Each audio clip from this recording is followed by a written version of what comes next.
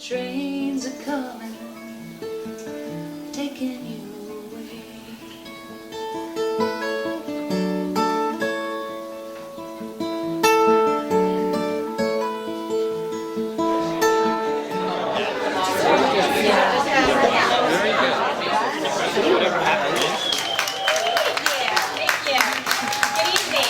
National momentum is clearly on the side of abolition. Here in Texas, we are engaged in what we call a longer-term campaign, but one that is that has signs of progress nonetheless. New death sentences in Texas have dropped more than 70% since 2003. Part of that, changing the dialogue and shifting the climate, is our public education and outreach events. We have one coming up in October with Sister Helen Prejean, who is the author of Dead Man Walking, a movie and an opera and a play that some of you might have seen. She's going to be engaging in a conversation with Reverend John Elford, who's here tonight, and Pastor Nestor Menjarez, talking about how we can shift the culture away from a culture of vengeance to a culture of accountability, public safety, and we know the death penalty is not the answer. And now, without further ado, I'm going to call Sara and Shelley up, and we're going to sing for you. It's starting to rain. Oh, it's been so long. Ooh, I hope it keeps coming. I'm crying for more. It's starting to rain. And I can hear all those broken promises. I can hear where the hissing lies like to live. Just use my desire and one very high net.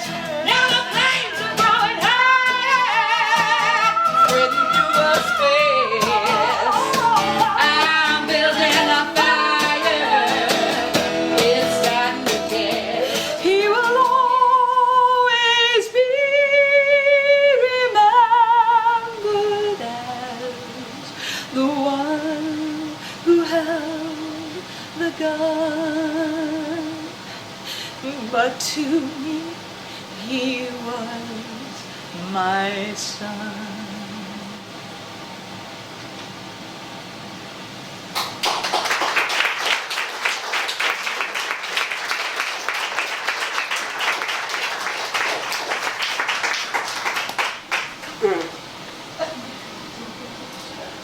You know, I just had a friend,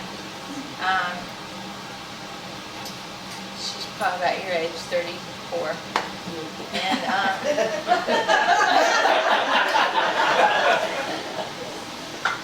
her son's 16 or 17, and he just was arrested.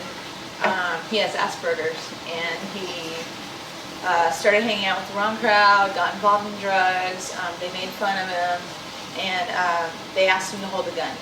He held the gun, he threw it away, but when the police officers arrested him, he didn't know about Miranda rights. They didn't tell him.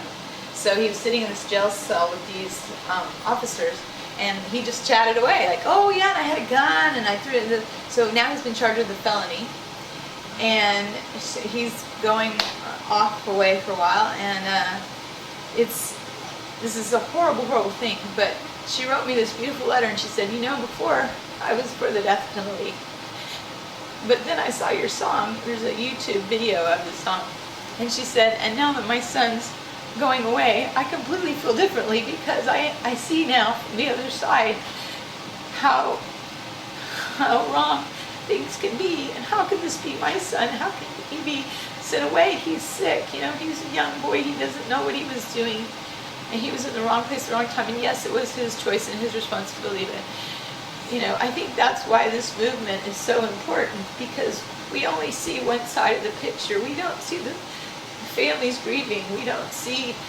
how people are murdered senselessly and innocently, and even those who have murdered and are wrong and are sitting on death row, why not just give them life, a life sentence?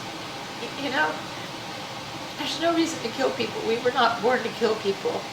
We were born to love people and care about them. So now I'm trying to think of a segue to get out of this for you. And Don't worry I'm really about it. sorry. Don't worry about it. I'm gonna do a gospel song. Okay, It's good. gonna be all right. Yeah.